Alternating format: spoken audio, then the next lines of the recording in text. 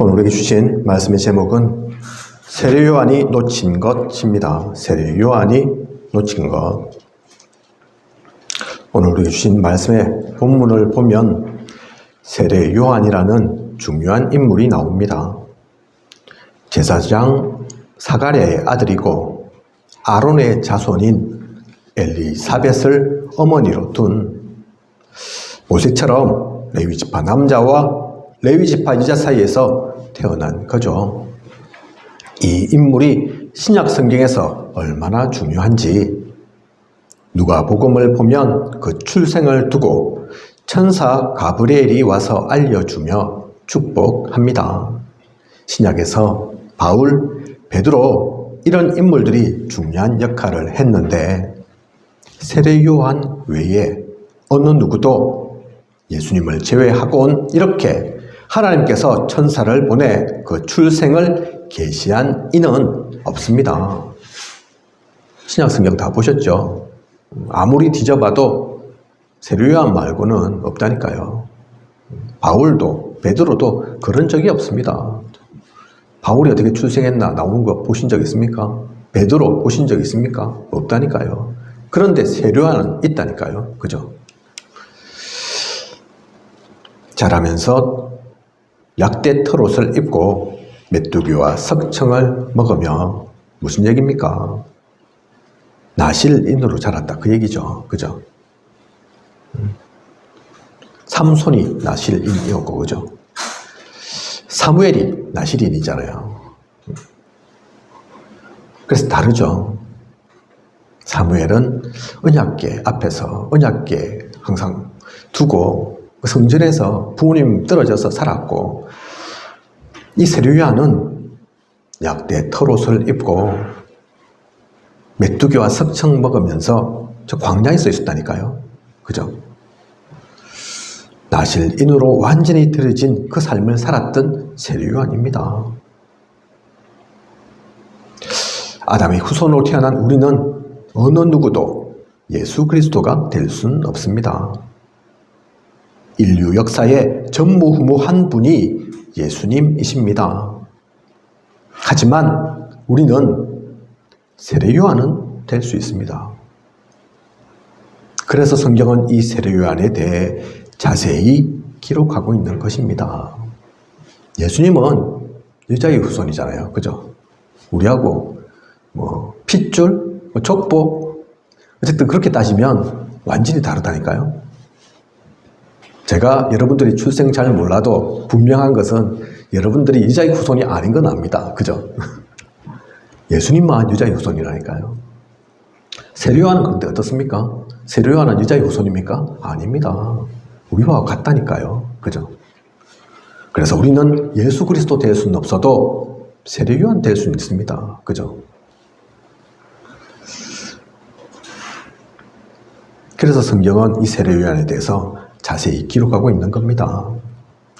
우리는 오늘 특별한 인물로서의 세례 요한 말고 수천 년 전 과거에 있었던 세례 요한 말고 오늘날의 세례 요한은 무엇을 누려야 하는지 어떤 사명을 놓쳐서는 안 되는지 하나님은 지금 이 시대에 어떤 하나님의 사람을 찾으시는지 발견하고 나의 것으로 만드는 소중한 시간이어야겠습니다.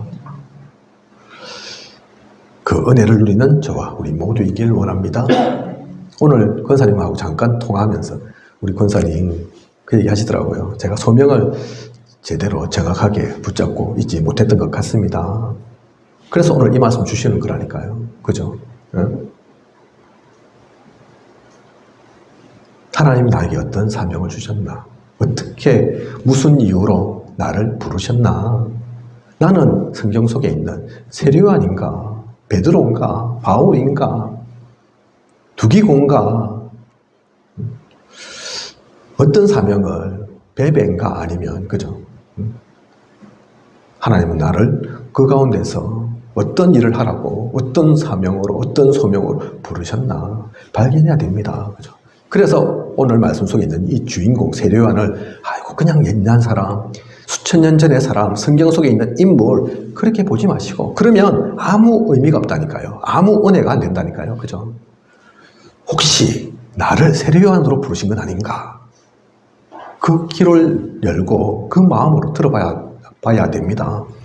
아닐 수도 있습니다. 그죠? 세례요한. 하지만 그 가운데서 그 말씀 속에서 세례요한은 아니지만 모른다니까요. 아, 나는 세례요한은 아니지만 바울이었구나. 알고 보니까 전 세계를 살리는 그 중요한 일을 맡기신 거구나.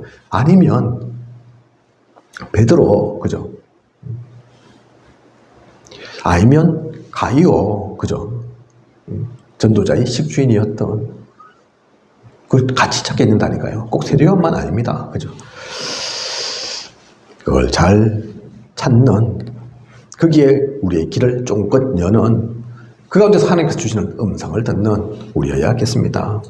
우리 모두는 저마다의 사명이 있습니다. 금그릇, 은그릇, 질그릇, 그릇은 다 다를 수 있지만 저마다의 필요가 있어서 하나님께서 이 땅에 우리를 두신 것이지 아무 가치 없는, 아무 쓸모없는 그런 존재는 없습니다. 그렇다면 사실 존재하지 않죠. 그죠? 존재할 이유가 없죠. 이미 예전에 불러가시죠. 구원도 다 받았는데, 그죠? 그렇다면 하나님은 세례요한에겐 어떠한 사명을 주신 것일까요? 말라기 4장 5절을 보면 여호와의 크고 두려운 날이 이르기 전에 내가 선지자 엘리야를 너희에게 보내리니. 이스라엘 사람들은 메시아도 기다렸지만 그보다 어쩌면 더 엘리야가 다시 오기를 기다렸습니다. 왜냐하면 말라기서에 나와 있는 것처럼 여호와의 크고 두려운 날이 이르기 전에 엘리야가 먼저 온다고 했으니까요. 그죠? 하나님 말씀이잖아요. 성경이잖아요. 누가 지어낸 게 아니잖아요. 성경 속에 그렇게 기록하고 있지 않습니까? 그죠? 크고 두려운 날, 어떤 날이겠습니까? 이 날이. 그죠? 근데 그 날이 오기 전에 엘리야가 먼저 올 거다. 당연히 그런 엘리야 기다리죠.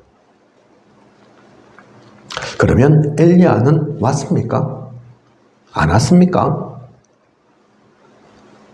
마태복음 11장 14절 만일 너희가 절겨 받을진대 오리라 한 엘리야가 곧 이 사람이니라. 주님께서 말씀하셨습니다. 제가 말한 것도 아니고 지나가던 어떤 행인이 말한 것도 아니라니까요. 그런 가치 없는 말이 아니라니까요. 주님께서 직접 마태복음 11장 14절에 이렇게 말씀하셨다니까요. 그죠? 오리라 한 엘리야가 곧 이 사람이니라. 하지만 그래도 제자들은 예수님의 이 말씀을 기억하지 못하고 마태복음 17장을 보면 다시 질문하죠.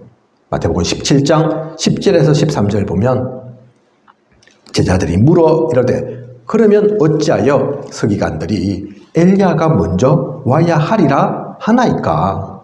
예수께서 대답하여 이르시되 엘리야가 과연 먼저 와서 모든 일을 회복하리라. 내가 너희에게 말하노니 엘리야가 이미 왔으되 사람들이 알지 못하고 임의로 대우하였도다.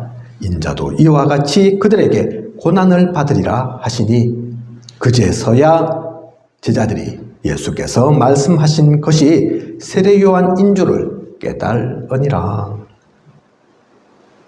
무슨 말인지 아시겠죠? 그죠? 한 번 말씀한 게 아니라니까요. 주님은 분명히 오리라 한 엘리야가 왔고 그가 세례요한이라고 말씀하셨습니다. 그러면 어떻게 된 것일까요? 엘리야가 부활한 것입니까? 엘리야가 환생한 것입니까?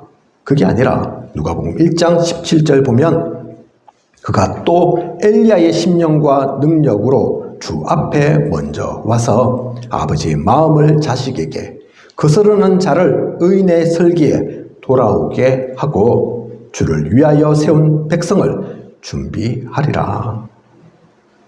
하나님의 말씀은 엘리야가 다시 살아난다는 말씀을 하신 것이 아니라 엘리야의 심령과 능력을 가진 이, 즉 그러한 사명을 가진 이가 나오게 된다는 말인 것입니다. 그리고 그 말씀 속에 예언된 자가 세례 요한이었습니다.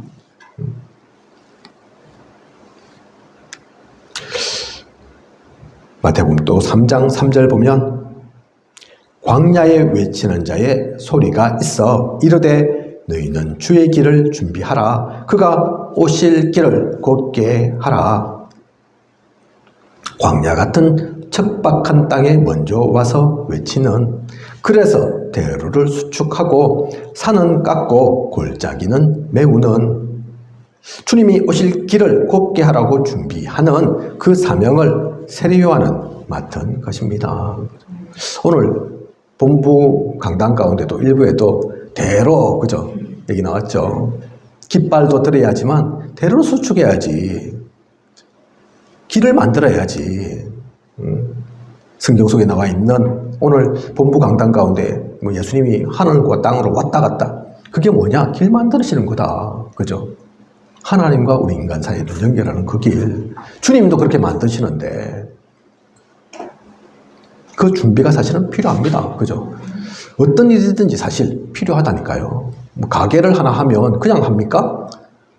분석도 하고 이런저런 앞에 준비할 게 당연히 있는 거죠. 그죠? 무턱대고 하면 망하겠다는 소리죠. 가게도. 그죠? 그런 것처럼 주의 길을 준비하라고 먼저 오는 자, 먼저 오는 그 사명을 세례요한은 맡은 것입니다. 그래서 마태복음 3장 3절에 분명하게 얘기하고 있다니까요. 그죠? 광야에 외치는 자의 소리, 주의 길을 준비하라고, 그가 오실 길을 곧게 하라고. 그래서 마태복음 3장 2절에 회개하라, 천국이 가까이 왔느니라. 주님이 오셔서 이루실 하나님 나라, 천국을 미리 준비할 수 있도록 회개를 시키고 세례를 베풀었습니다. 아무나 볼 수 없는 것을 보았고 아무나 할 수 없는 귀한 사명을 이 세례 요한이 맡은 것입니다. 그래서 세례 요한은 평생 하나님께서 주신 이 사명을 누렸어야 했습니다. 그런데 그러질 못했습니다. 분봉왕 헤롯이 그의 이복 동생인 빌립의 아내 헤로디아와 재혼한 것을 가지고 세례 요한은 가만히 있을 수 없었습니다. 잘못된 것이다. 아무리 배다른 동생이긴 하지만 그래도 동생인데 동생의 아내였던 여자와 어떻게 재혼할 수 있느냐. 그러면서 온 동네 방네 돌아다니면서 비판하고 다녔다니까요. 회개해야 함을 얘기했던 세례 요한은 많은 사람들에게 회개할 것을 얘기했잖아요. 그죠? 잘못해서 돌아오라. 그렇게 얘기했던 세례 요한은 도리에 어긋나는 이런 것을 그냥 두고 볼 수 없었던 겁니다. 당시의 이스라엘 사람, 그 정치, 그 세계를 그냥 두고 볼 수 없었다니까요. 지금도 보면 정치에, 그죠? 당연히 그런 얘기 나오겠지만, 여와 야와 계속 싸우잖아요. 그죠? 이게 잘했다, 못했다. 그럴 수 있거든요. 그죠?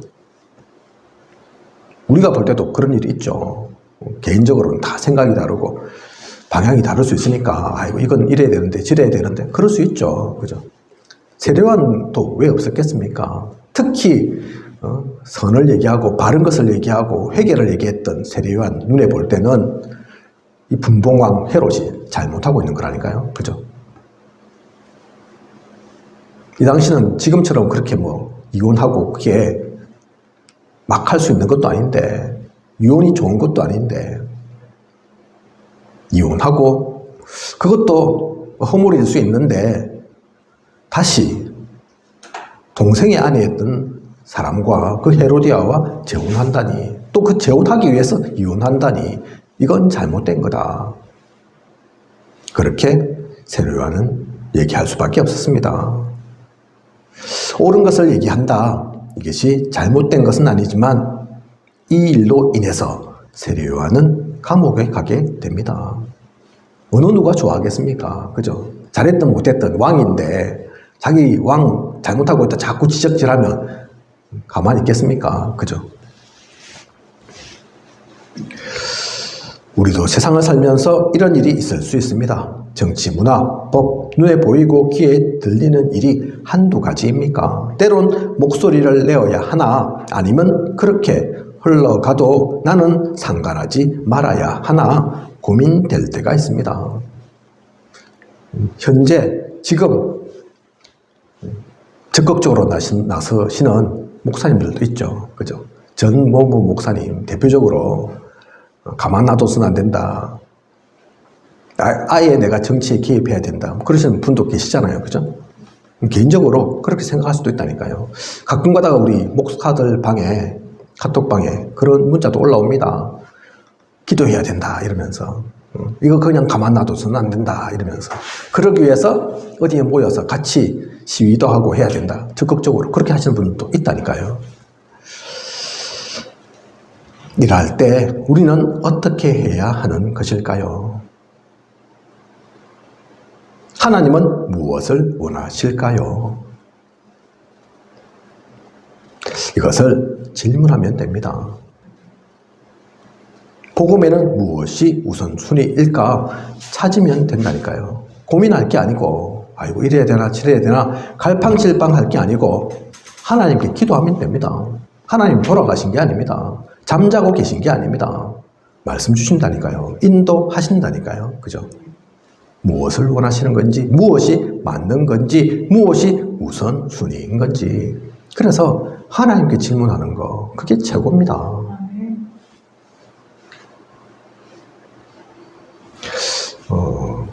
그래서 우리 권사님하고 제가 통화할 때가 많은데, 당연히 또 그게 필요하기도 하지만, 조금 더 이제 욕심을 낸다면,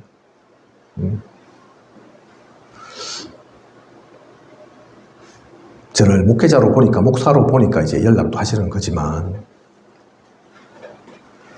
그 모든 것이 오히려 하나님께로 향한다면 어떨까? 모르긴 몰라도 아마 그게 더 정답일 겁니다. 그러면 진짜 하나님께 주신 힘 받을 겁니다. 그죠?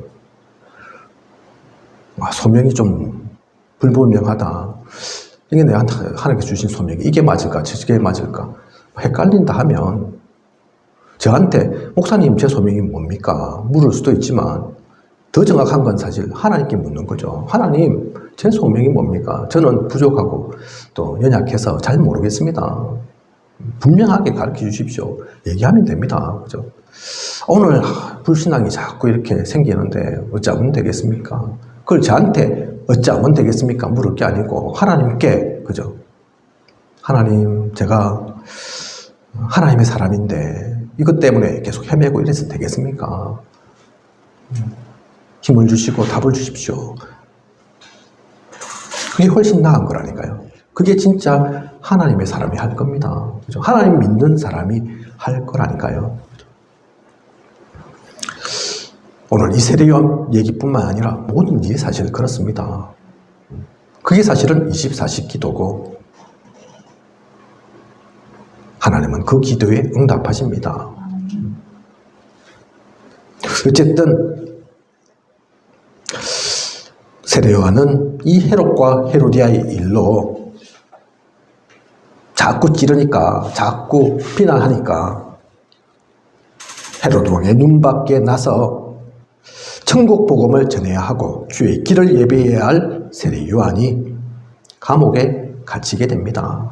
감옥에 갇혀서 아무것도 할 수 없게 됩니다.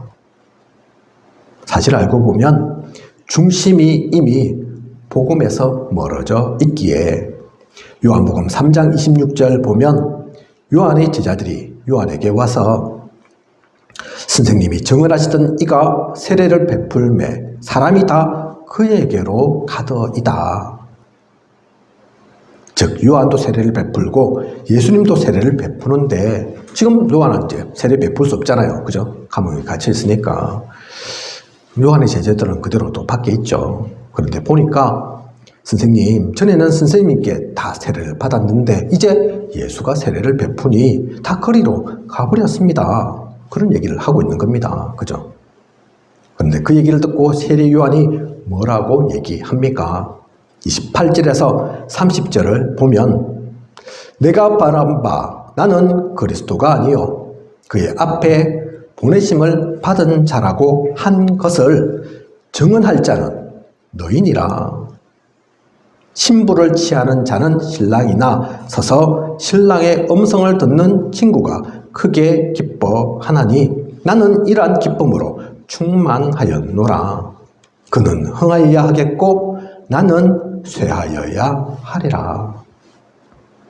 무슨 말입니까?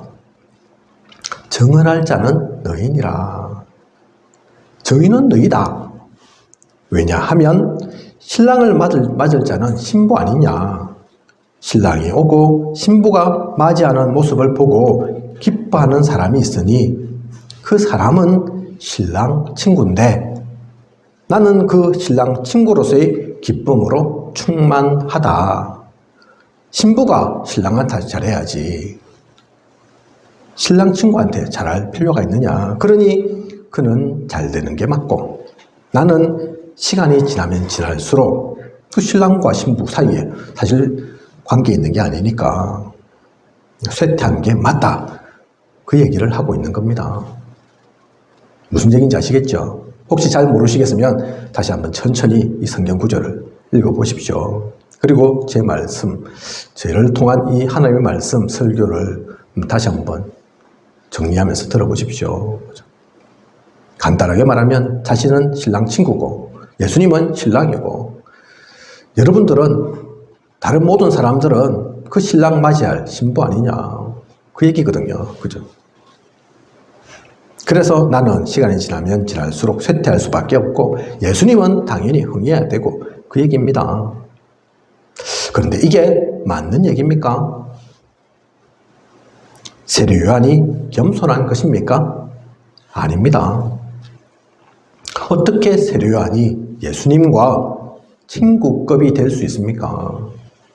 세례 요한이 예수님 친구 맞습니까? 하나님 친구입니까? 세례 요한이? 세례 요한 또한 신랑을 맞이해야 하는 신부입니다. 그는 흥하여야 하고 나도 그와 함께하니 흥해야 하는 것이죠. 주님의 역사는 일어나는데 나는 자꾸 망해간다. 그렇다면 나는 흑암 속에 있는 것이거나 아니면 적그리스도의 길을 가고 있는 것입니다. 세례 요한이 지금 중심을 잃어버린 것을 또 어떻게 알 수 있느냐? 마태복음 11장 2절에서 3절을 보면 요한이 옥에서 그리스도께서 하신 일을 듣고 제자들을 보내어 예수께 여짜오되 오실 그이가 당신이오니이까 우리가 다른 일을 기다리오리이까. 제자들 시켜서 그거 물어본다니까요. 예수님한테. 그죠? 오실 그이가 당신입니까? 아니면 또 다른 사람을 기다려야 됩니까? 지금 헤롯을 비판한 일로 감옥에 있는데 그러면서 제자들에게 예수님께 가서 이렇게 물어보라. 당신이 메시아 맞습니까? 아니면 다른 이 기다려야 합니까? 그렇게 하고 있는 겁니다. 헷갈리는 거죠. 예수님이 메시아인지 그리스도인지. 그죠? 언약도 놓치고 믿음도 잃어버린 것입니다. 이후 세례 요한은 어떻게 됩니까? 헤로디아의 딸인 살로메가 춤을 추는데 거기에 감동을 먹은 헤롯이 살로메야, 네가 원하는 거 내가 다 들어줄게. 소원을 말해봐라. 그러니까 살로메 사실 어려서 잘 모를 건데 엄마 헤로디아가 시키죠. 세례 요한 목 달래라. 그래. 세례 요한의 머리를 주세요. 그렇게 말해라. 그렇게 말한다니까요. 소원 다 들어준댔는데 사실 그 핑계죠. 야, 잘 맞아떨어진다 이러면서 헤롯이 겉으로는 싫은 척, 그죠? 아유, 내가 원하는 게 아닌 척 그렇게 했겠지만 알겠다 할 수 없네. 내가 소원 들어준댔는데 아이고, 왕의 말, 내가 왕으로서 한 말을 어길 수는 없고 그래, 네 원대로 내가 해줄게. 그러면서 세례 요한이 죽는다니까요. 목이 댕강, 그죠? 목뱀 당해서 죽게 됩니다.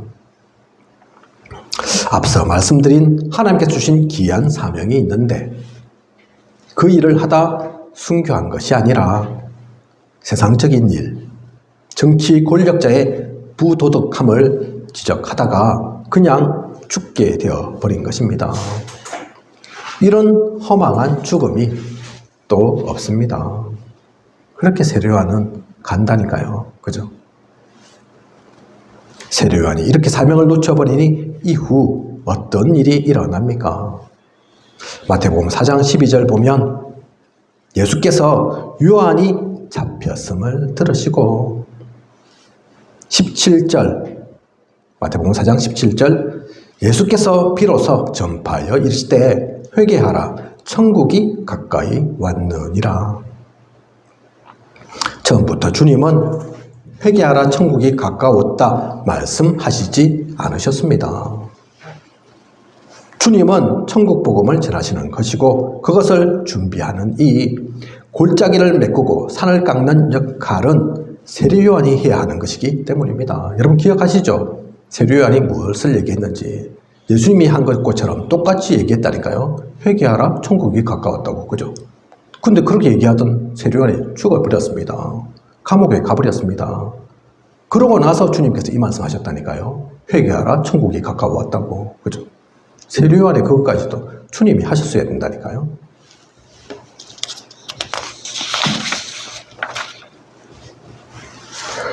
그래서 주님께서 천국에 대한 준비도 시키시고 또 천국 복음도 전해야 하셨습니다.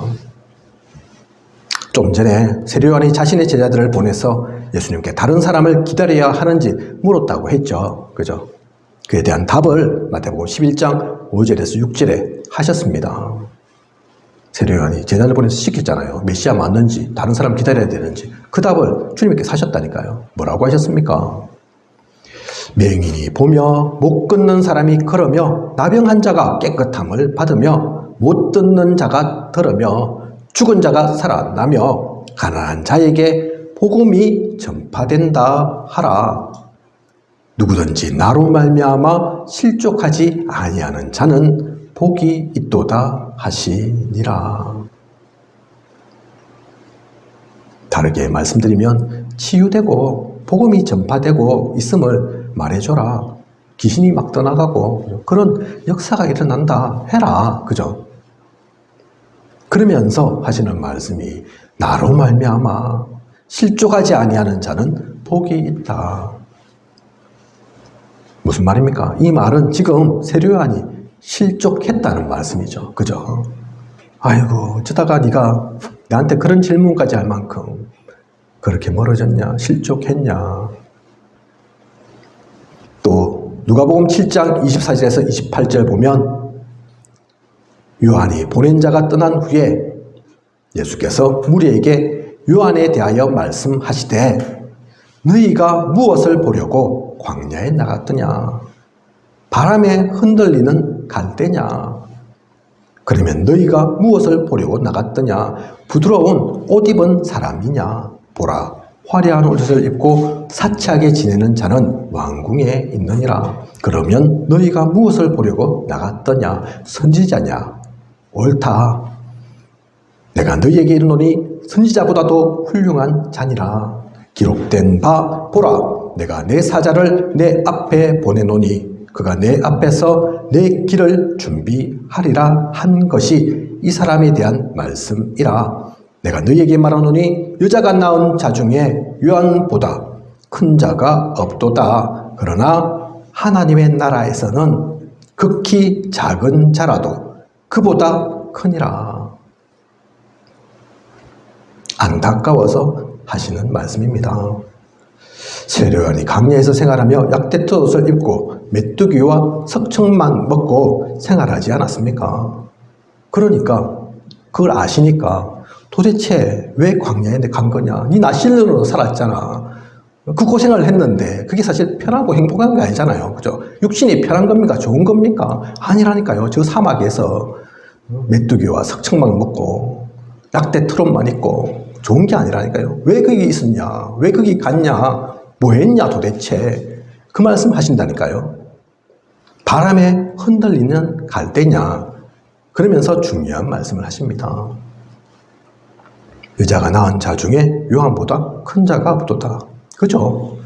그리스도를 앞서 예비하는 것처럼 큰 사명이 어디에 있습니까? 그 중요한 사명을 맡았다니까요. 성경 속에 많은 인물들 있지만 세례 요한보다 큰 사명 가진 자 없습니다. 그리스도 바로 앞에서 그리스도의 길을 예비하는 사명이니까. 그죠? 그래서 여자가 낳은 자 중에 가장 큰 자 맞다니까요.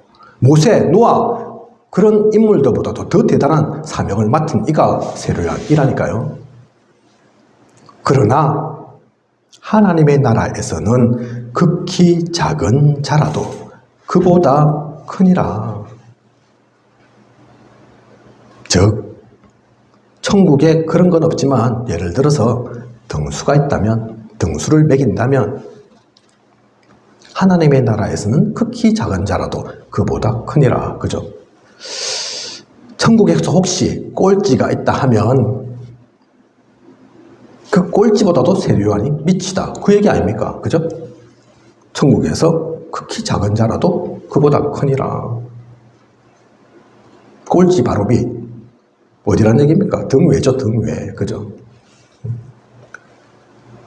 다시 말씀드리면 주님을 믿지 못한 세례 요한의 자리는 천국에 없는 겁니다.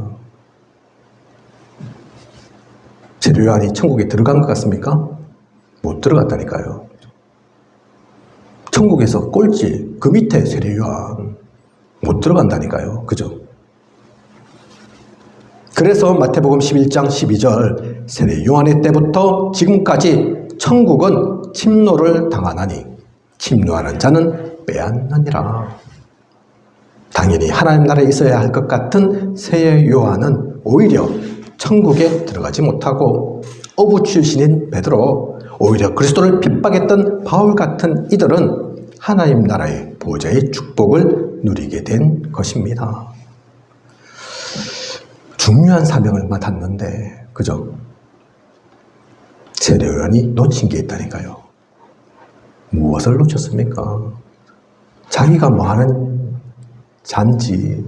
사실은 헤롯이 잘한 거 없죠. 잘못한 거 맞죠. 근데 그 얘기를 한 사람은 많다니까요. 그죠? 꼭 세례 요한이 해야 될 게 아니라니까요. 그런데 진짜 중요한 거 세례 요한은 갖고 있었는데 그걸 귀하게 발견하지 못했습니다. 그 가치를 누리지 못했습니다. 그러니까 태어날 때는 천사가 와서 계시했던 세례 요한인데 죽을 때는 이렇게 허망한 죽음을 하고 중요한 자리를 놓치고, 그리고 우리의 기억 속에도 마찬가지잖아요. 베드로, 바울보다 세례 요한이 더 대단해 보입니까? 아니잖아요. 그죠? 우선순위가 무엇인지 우리는 그래서 놓치지 말아야 합니다.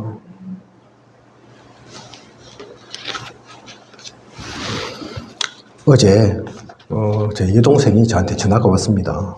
전화하면서 울고 우는 거는 뭐 그럴 수 있습니다. 제가 한번 말씀드리는지 모르겠는데 제 여동생도 우울증이 있는지라 내용이 뭐냐, 왜 울었냐.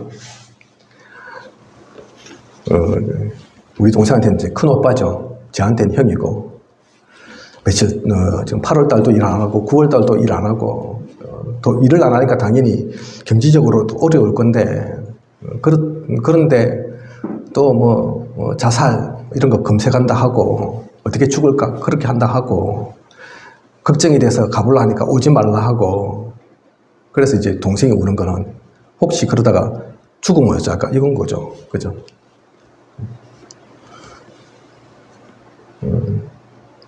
그래도 이 동생이니까 울기도 하고 안타까우니까, 또 자신도 이제 병들어 있으니까 사실은 뭐 더더욱 눈물이 나고 그런 거지만,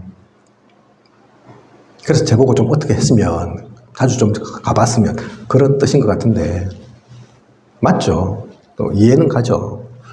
하지만 10명의 사람이 한 명도도 지킬 수가 없습니다. 막을 수가 없습니다. 진짜 죽겠다 하면 할 수 없거든요. 그죠? 제가 그걸 뭐 아침, 점심, 저녁 쫓아가면서 밥은 먹고 있는지 별일 없는지 챙기겠습니까? 그렇게 실제로 챙긴다 한들 지켜줄 수 있는 게 아니라니까요. 그런데 그러면 형이 나이도 어린 것도 아니고 애도 아니고 왜 그런 상태가 되어 있느냐. 여동생으로부터 걱정받을 상태가 되어 있냐? 결혼을 한 것도 아니고 자녀가 있는 것도 아니고 오직 어머니한테만 이제 뭐 다 걸고 있었는데 어머니 돌아가시니까 이제 이유가 없는 거죠. 그죠? 살아야 할 이유를 놓친 거라니까요. 그게 사실은 핵심인 거죠. 동생도 사실은 나 왜 사는지 모르겠어. 마찬가지인데 그래도 동생은 가족이 있고 아이들이 있으니까 어떻게든 뭐 싫어도 마음은 안 내게도 챙겨야 되니까 그래도 있는 거고 또 무슨 일 있으면 옆에서 봐줄 사람이 있으니까 그래도 나은데 오빠는 형은 아무도 챙길 사람도 없고 옆에서 사람도 없고 위로해 줄 사람도 없고 지킬 사람도 없고 큰일 나면 당연히 큰일 날 수밖에 없다. 그 생각하는 거죠. 그죠? 제가 이 얘기를 왜 드리냐? 어떤 일은 안 그런 사람이 있습니다. 그죠? 윤 목사님 한번 얘기했잖아요. 여중학생인데 갑자기 부모님 사고 나가지고 다 돌아가시고 그죠? 애들 있고 자기도 아직 어린데 동생들 챙겨야 되고 근데 그 아이가 뭐 우리가 만나지 않아서 잘은 모르지만 아이고 나는 어떻게 살노? 이제 끝났다. 아이고 내일 죽을까 모레 죽을까 그런답니까? 아니라잖아요. 그죠? 그래도 예배 드리려고 하고 하나님 말씀 붙잡으려고 하고 헌금도 하고 그래서 끝을 보지는 못했지만 유 목사님께서 그 친구는 아마 나중에 잘 됐을 거다 그렇게 얘기하시잖아요. 그죠? 세상에 많은 사람들이 있다니까요. 우리가 잘 알고 있는 나, 그죠? 그 시를 쓴 송명희 씨, 나 가진 것 없어도 장애잖아요, 장애. 여잔데 어릴 때부터 장애라서 말도 못하고 혼자서 움직이지도 못하고 아무것도 할 수 없는데 그렇다고 해서 나는 아이고 살 가치가 없어. 그럽니까? 아니잖아요, 그죠? 이름을 제가 또 까먹었는데 판동대 교수로 화상 나가지고 원래 예쁜 아가씨였는데 교통사고 나서 화상 당해가지고 완전 뭐 얼굴도 그렇고 화상 치료 사실 어렵거든요. 그죠? 죽을 수도 있는데 또 날았다 한들 살았다 한들 야 내가 이렇게 여잔데 젊은데 이렇게 살았으면 뭐하노? 그렇게 생각할 수도 있는데 그렇게 생각합니까? 아니라니까요. 그죠? 무슨 차이입니까? 이유를 놓쳐서 그렇습니다. 우선순위를 잃어버려서 그렇다니까요. 사실 제가 좀 나쁜 인간이라서 그런데 동생이 그 얘기하면 저는 우리 형은 죽어도 되고 살아도 되고 그렇습니다. 죽으면 할 수 없는 거죠. 그죠? 중요한 거는 죽고 사는 문제가 아니라 하나님 자녀 되느냐 안 되느냐 그게 중요한 거지. 지옥 가야 될 사람은 지옥 가야 된다 생각합니다. 저는 아무리 가족이지만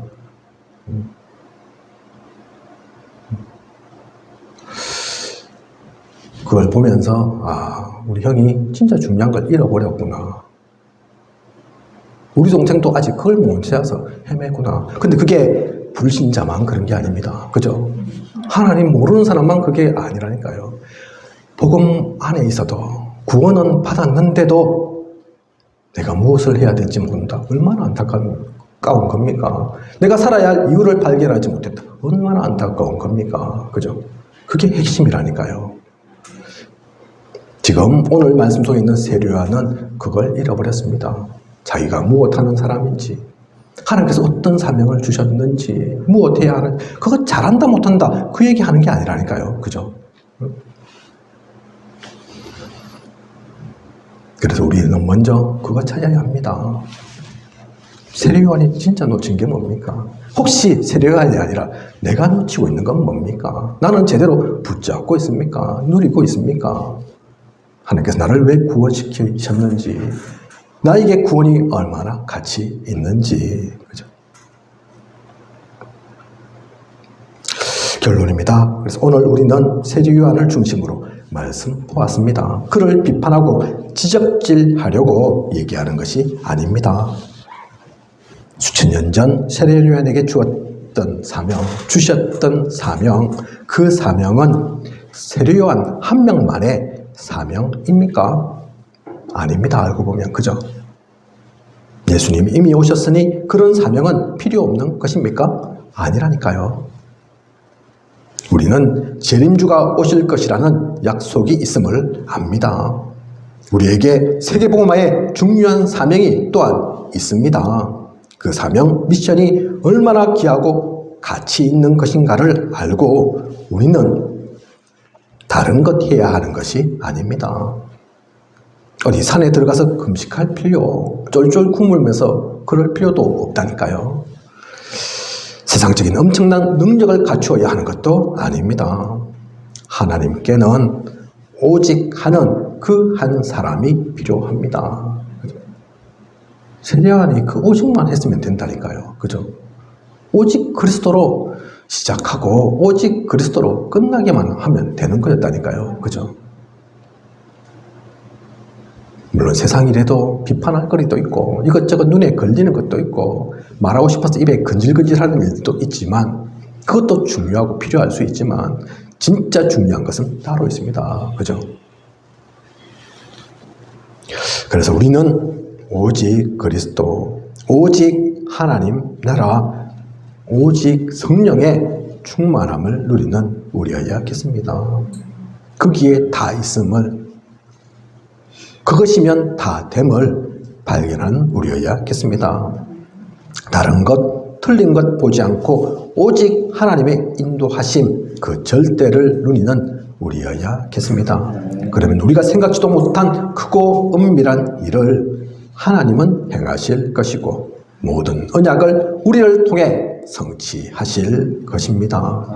이번 한 주 앞으로의 모든 시간도 하나님의 은혜 속에 나아가는 저와 우리 모두이길 원합니다. 기도하겠습니다. 하나님, 오늘 세례요한이 놓친 것 중요한 언약의 말씀 주심 감사를 드립니다. 우리의 다 그릇은 다릅니다. 금그릇, 은그릇, 질그릇 있습니다. 내가 그릇을 바꿀 게 아니죠. 그건 토기장의 마음대로니까요. 하지만 하나님께서 나에게 주신 그것만은 놓치지 말아야겠습니다. 질그릇이면 질그릇의 사명을, 금그릇이면 금그릇으로 누릴 것을 놓치지 않고 누려야겠습니다. 그것을 놓쳐버린다면 내가 아무리 금그릇이라도 의미 없습니다. 불신자보다 나을 게 없습니다. 진정한 언약을 붙잡고 하나님께서 우리에게 원하시는 그 길을 가는 전도자로 서는 우리에게 하여 주시옵소서. 그러면 그걸 진짜 알면 이 땅 가운데서 꼭 해야 하는 것, 우리가 누릴 것 너무나 많고 소중합니다. 우리에게 있는 시간은, 이 땅에서의 시간은 무한하지 않습니다. 그 모든 시간을 가장 가치 있게, 가장 행복하게 보내는 하나님의 사람 되게 하소서. 이번 한 주 앞으로의 모든 시간 그것을 누리는 우리에게 하여 주시옵소서. 이 모든 것을 이 시대 살아 역사하시는 예수 그리스도 이름으로 기도드립니다. 아멘.